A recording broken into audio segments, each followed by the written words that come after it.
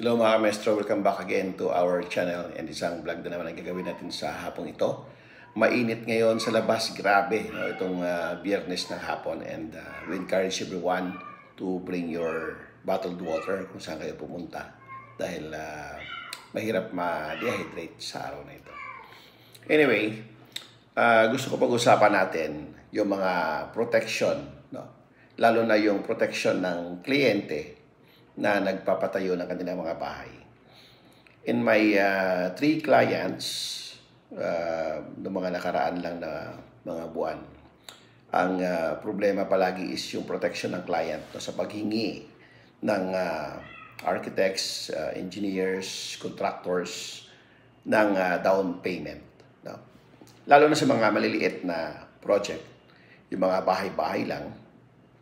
Minsan kasi ay yung client ay trust and confidence, no, yung pinapairal. And then humihingi ng down payment or advance payment ang mga architectural contractors without any documents to sustain kung ano yung magiging protection ng owner pagka halimbawa ay hindi na masyadong nagpapakita yung humingi ng pera. No, architect, engineers, contractors, no. Kasi hindi naman lahat ay maayos, no. Aminin na natin 'yan, may mga colleagues tayo sa industry na pagkakuha ng pera ay hindi natatapos yung project, no. Hindi nag-action ng mabilis or minsan ay tinatakasan yung mga kliyente. So sa side naman ng client, no, lalo na sa mga bahay-bahay lang, no, pag humingi ng down payment, release ng pera, no, ang inihingi lang dyan ay acknowledgement receipt. Di ba? Pag walang OR ang architect or engineer or contractor or walang service invoice, ang inihingi usually ay acknowledgement receipt or yung ini-issue dito mga professionals na nangontrata ay acknowledgement receipt. So, sapat na ba yun para sa protection ng isang kliyente?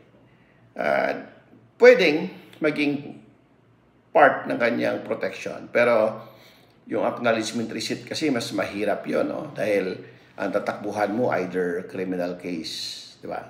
Pagka hindi mo na nakita yung contractor, architect, engineer, or hindi na masyado nagpa-function, wala ng pera, hindi maibalik yung pera, pagka-acknowledgement receipt ang hawak mo, either kakasuhan mo siya. Pupunta ka sa court, no? Dalawa rin.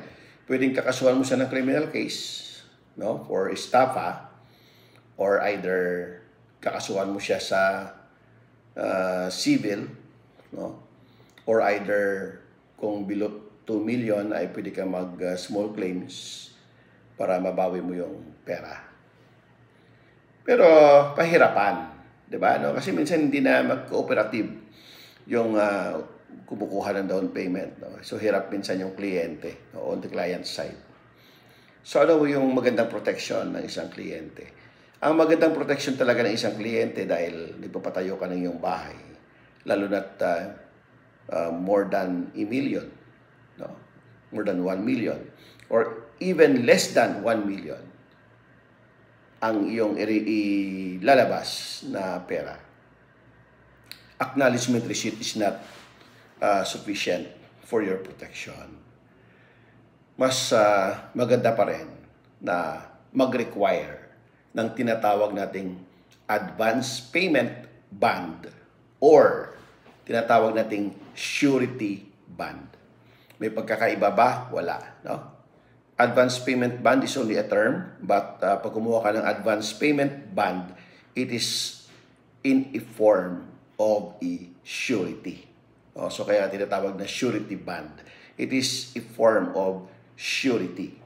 Na ang function ng ating surety bond or ng ating bonding firm na pinagkuhanan, no, yung bonding firm na pinagkuhanan ng ating surety bond, pagka hindi na ibalik ng architect, engineer, contractor na humingi ng advance payment ng amount of money, pagka hindi nila na ibalik ang iyong pera at hindi nila natapos yung project, Maliban pa doon sa performance bond.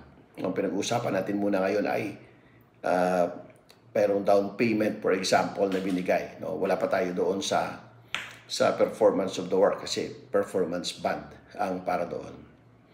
Dito pa lang tayo sa advance payment, humingi ng paunang bayad or paunang revolving fund para makagalaw si contractor, si architect, or si engineer. Ang owner dapat ay mas magandang mag-require siya sa mga professionals na yan ng tinatawag na advance payment bond or surety bond na ini-issue ng ating mga bonding firm. Bakit natin sinasabi na mas secured yon? Kasi pagka hindi na ibalik yung pera, kahit hindi mo habulin yung professionals na humingi sa'yo ng pera, ang hahabulin mo ngayon, yung bonding firm na nag-issue ng surety bond. Ano ba yung surety bond? Ang surety bond ay isang kapirasong papel at doon nangangako itong surety firm or ang ating bonding firm na pagka na-default ng return ng payment o na-return ng money, ng advance money na kinuha yung professionals, sila ang sasagot. So, less sakit sa ulo kaysa magkaso ka doon sa isang professionals, kaysa doon sa i-call mo yung tinatawag nating advance payment bond or surety bond. So, ang nagiging problema palagi natin, dahil sinasabi natin, ang liit lang naman kasi ng kontrata, kaya wala na mga ganyan-ganyan dokumento. Hindi yan tama. Maliit, malaki yung kontrata, napaka-importante ng protection ng bawat parties sa kontrata. And common yan sa construction na dapat ay hihingi ng protection, lalo na yung surety bond, yung owner. Kasi siya yung magre-release ng pera. Sasabihin natin ngayon, contractor ko kasi, yung mga foreman lang. No? Wala naman silang mga ganyan. That's the reason why you should get only a licensed professional or PCAB licensed contractor para ma-secure mo na kaya nilang kumuha ng surety bond na yan. Of course, ang charges naman ng premium ay kasama naman yon sa iyong binabayaran sa iyong kontrata. Pag ni-require mo sila ng tinatawag nating surety bond or advance payment bond or any other bonds na kailangan sa construction, may kaakibat yan na premium na ikaw din ang nagbabayad yan na kasama doon sa kanyang overhead pag nag-submit siya ng proposal. Pag wala bang kasamang premium sa kanyang proposal, kasi foreman lang, nakakatipid ka ba? The answer is no. Kasi nga, pag ikaw ay tinakbuhan, pag si foreman ay hindi na nagpakita pagkakuha ng pera or even yung architects, engineers, contractors, pagka hindi na nagpakita sa iyo at wala kang ni-require sa kanila na surety bond, ikaw din ang kawawa sa huli. O, yun yung sa owner. Ngayon, sa part naman ng mga professionals, kailangan din natin gawin yon, no? Kasi kukuha ka ng pera, dapat balikan mo rin si owner ng protection. Kasi nga, naka-add naman sa premium, hindi naman nanggagaling sa bulsa mo yun. Sa owner pa rin yun nanggagaling. So, give and take yung dalawang yon. Napaka-importante. Ang protection na yan, especially on the part of the owner. O, yun palagi, no? Sa mga previous client ko, yun palagi yung nagiging problema nila dahil naglabas ng pera, and then later on, hindi na sila nagkakaintindihan, hindi na nagpakita, and then hindi na ngayon na-recover yung pera. Ang resort nila ngayon sa court. Ang nag-away ngayon, no? Yung client tsaka yung architect, engineer, contractor. Mahirap si foreman. Mas mahirap habulin. Walang kapera-pera. No? Nauubos na yung pera. No? Pero kung ikaw ay mayroong surety bond na kinuha in exchange doon sa release ng advance payment na hiningi ng architect, contractor, engineer, or yung foreman mo, no? Kung kaya niyang kumuha nun, protected ka sa iyong pera na inilabas. Yan ang palaging hindi natin ginagawa sa ating construction project.